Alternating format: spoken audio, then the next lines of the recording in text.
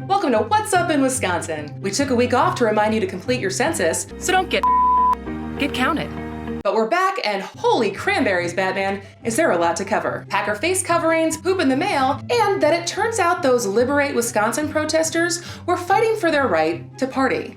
The NFL released its 2020 schedule with the assumption that it'll have a full and normal season. So now, Packer season ticket holders have to choose whether or not they are willing to gather in large numbers at Lambeau. Packer fans on the 30-year season ticket waiting list are hoping for a packed stadium.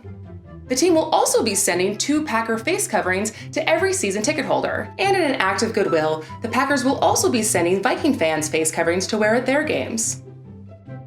More news out of Green Bay, the city plans to help their actual Packers. Despite not being considered regular people by Chief Justice Rogensack, Green Bay decided to use $100,000 of its federal relief funding to provide direct assistance to essential employees, including meat packers. It's a rare move that is being heralded as well done during this searingly difficult time. In the most Billy Madison move since Billy Madison, somebody mailed poop to Robin Voss. Poop again! Then a week after announcing his bid to run against Voss, Robert Prylis called off his campaign citing some really ugly and personal attacks. With all this partisan bullying in Burlington, where's Melania's Be Best campaign when you need it? Be best. Wisconsin held its second election with in-person voting during a pandemic this week, and they said it couldn't be done. Or that it shouldn't be done.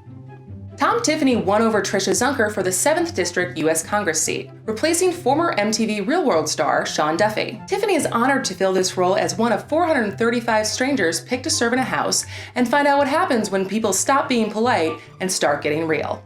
The Wisconsin legislature wants you to know it does not like taking federal money. Exhibit A, 43 state lawmakers signed a letter asking to reject a federal bailout package for the states, and they managed to bash Illinois in the process. We do know that our neighbors to the south have spent decades spending and borrowing recklessly, which is the legal way of saying the Bears. Exhibit B, Wisconsin lawmakers proved how much they didn't want to take federal money by losing out on $25 million in federal funding that would have helped Wisconsin pay for unemployment benefits because they waited too long to pass a COVID-19 relief bill.